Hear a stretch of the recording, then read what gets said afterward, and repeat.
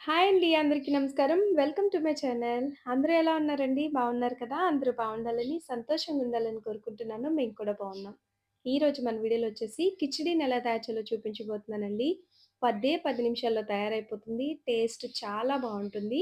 అట్లాగే ఇది చాలా హెల్తీ కూడా. మరైతే ఇప్పుడు దీని తయారీ విధానం చూసేద్దామా? ముందుగా వచ్చేసి 2 కప్పుల వరకు నేను బియ్యం తీసుకున్నాను. 2 గ్లాసుల వరకు తీసుకున్నానండి. మీరు వేసే దాన్ని బట్టి క్వాంటిటీని ఎక్కువ, తక్కువ చూసుకోండి. ఇలా 2 గ్లాసుల వరకు రైస్ తీసుకుంటే, పావు గ్లాస్ వరకు కందిపప్పుని, అలాగే ఇంకొక పావు గ్లాస్ వరకు ఎర్ర కందిపప్పుని తీసుకోవాలి. ఇందులోకి 2 టేబుల్ స్పూన్ అంత పెసరపప్పుని తీసుకోవాలి. ఇట్లా ఈక్వల్ క్వాంటిటీలో తీసుకోండి. నేను చెప్పినట్టు రుచి చాలా బాగా వస్తుంది. అంటే టేబుల్ స్పూన్ అంటే ఇది. ఈ విధంగా కొలతలతో తీసుకున్నాను. 2 టేబుల్ స్పూన్ల వరకు పెసరపప్పు, అలాగే 5 టేబుల్ స్పూన్ దాకా కందిపప్పు, 5 టేబుల్ స్పూన్ దాకా నేను ఎర్ర కందిపప్పు తీసుకున్నా. ఆ గ్లాస్ మొత్తం అవుతుంది ఈ కొలత ప్రకారం. ఇట్లా పప్పులన్నీ వేసేసి వాటర్‌ని పోసుకొని మంచిగా 1, 2 సార్లు బాగా వాష్ చేసిన తర్వాత, మరలా దీనిలోకి వాటర్‌ని పోసి ఒక అరగంట పాటు నానబెట్టుకుంటే చక్కగా బావుంటుంది. దీనిలోకి నేను ఏమేమి వెజిటబుల్స్ వాడానో ఇప్పుడవి చూపిస్తాను. ఒక బంగాళదుంప, ఒక చిన్న క్యారెట్ ముక్క, అలాగే పచ్చి బఠానీ, బీన్స్, అట్లాగే ఒక టమాటోని తీసుకున్నాను.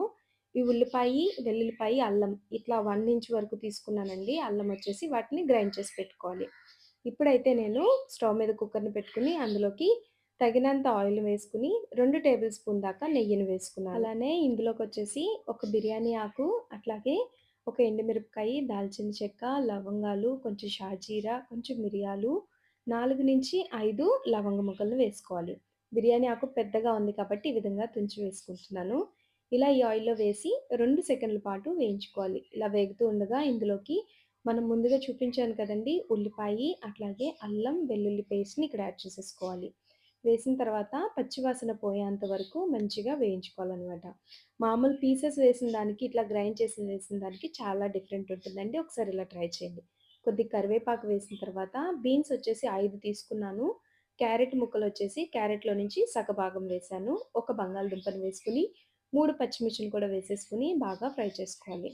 అంటే ముక్కలు ఉడకటానికి టైం పడుతుంది కాబట్టి నేను ముందుగా వీటిని వేసేసుకున్నా.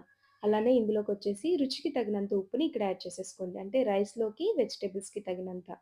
అలాగే పావు టీ స్పూన్ అంత పసుపుని, 2 టీ స్పూన్ అంత కారాన్ని వేసుకోవాలి. కారం కూడా అడ్జస్ట్ చేసి వేసుకోండి. అలానే ఇందులోకొచ్చేసి ఒక టీ స్పూన్ అంత జీలకర్ర పొడి, ఒక టేబుల్ స్పూన్ అంత ధనియాల పొడిని కూడా వేసేసుకొని బాగా మిక్స్ చేసుకోవాలి. పౌడర్ మసాలాలన్నీ చక్కగా ఈవెన్‌గా కలిపేసుకోవాలి వెజిటబుల్స్‌కి. ఇలా వేపుకుంటూ ఉండగా ఇందులోనికి మనం కట్ చేసి పెట్టుకున్న 2 మీడియం సైజు టమాటోలు, అట్లాగే పచ్చి బఠానీని కూడా వేసేసుకొని బాగా మిక్స్ చేసుకోవాలి. ఇవన్నీ వేయటం వలన టేస్ట్ బావుంటుందండి. ఇంకా కావాలంటే మీరు వెజిటబుల్స్‌ని యాడ్ చేసుకోవచ్చు. ఇలా వేసేసి బాగా కలిపేసి 2 సెకన్ల పాటు మూత పెట్టి మగ్గించుకోవాలి.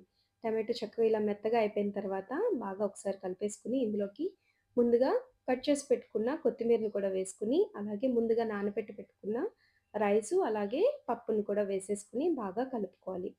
ఈ విధంగా ఫ్రై చేయటం వలన పప్పనేది చక్కగా వేగుతుంది. రైస్ కూడా చక్కగా పొడి పొడిలాడుతూ వస్తుంది. ఈ క్వాంటిటీ ప్రకారం మనం ముందుగా కొలత తీసుకున్నాం కదండీ! ఆ గ్లాస్‌తో 4 గ్లాసుల వరకు వాటర్ పడుతుంది. మీరింకా తక్కువ వేస్తే ఏమవుతుందంటే పొడి పొడిగా వస్తుంది. రైస్ అనేది ఉడుకుతుంది కానీ పప్పనేది కొంచెం పలుకుగా ఉండిపోతుంది. ఇలా కరెక్ట్‌గా 4 గ్లాసుల వరకు పోసుకున్నామంటే కరెక్ట్‌గా సరిపోతుంది. ఇందులోకి ఒక హాఫ్ నిమ్మకాయని కూడా పిండుకుంటే రైస్ అనేది పొడి పొడిలాడుతూ వస్తుంది. ఇలా వేసిన తర్వాత చక్కగా చిన్న చిన్న బబుల్స్ వస్తున్నాయి కదా! ఈ స్టేజ్‌లో కుక్కర్‌కి ఉన్న మూతను పెట్టేసుకొని మీడియం ఫ్లేమ్‌లో ఒక విజిలొచ్చి సిమ్‌లో పెట్టేసి ఇంకొక విజిలొచ్చిన తర్వాత చక్కగా మొత్తం ఆవిరంతా పోయిన తర్వాత ఇప్పుడు మూత తీసి చూస్తే మన కిచిడీ అనేది రెడీ అయిపోతుంది. చాలా సింపుల్ అనమాట. మనం వేసిన మసాలాలు నేనిప్పుడు తీసేస్తానండి. ఎందుకంటే ఉడికినంత సేపు ఆ ఫ్లేవర్ సరిపోతుంది. ఇంకా అందులోనే ఉంచారంటే ఎక్కువ ఫ్లేవర్ అయ్యే తెలుస్తాయన్నమాట. ఇలా వేసినయన్నీ తీసేసి ఒకసారి బాగా మిక్స్ చేసుకోవాలి. ఆరిన తర్వాత ఇంకా చక్కగా పొడి పొడిలాడుతూ వస్తుంది. లాస్ట్‌లో వచ్చేసి ఒక టేబుల్ స్పూన్ దాకా నెయ్యిని వేసుకోవాలి. కొత్తిమీర వేసుకొని సర్వ్ చేసుకోవటమేనండి. చాలా సింపులు. చాలా తక్కువ టైంలో అయిపోతుంది. టేస్ట్ అయితే చాలా బావుంటుంది. నన్నడిగితే బెస్ట్ లంచ్ బాక్స్ అని చెప్తాను. దీనిలోకి రైతాతో గానీ, లేదంటే ఎండు మామిడికాయ పచ్చడి కానీ చాలా బావుంటుందండి. ఒకసారి ట్రై చేయండి. మరి మీరు ట్రై చేసిన తర్వాత మీకెలా కుదిరిందో నాకు కామెంట్ ద్వారా తెలియపరచండి. ఈ వీడియో గనుక మీకు నచ్చినట్లయితే గనక నా ఛానెల్‌ని సబ్స్క్రైబ్ చేయండి.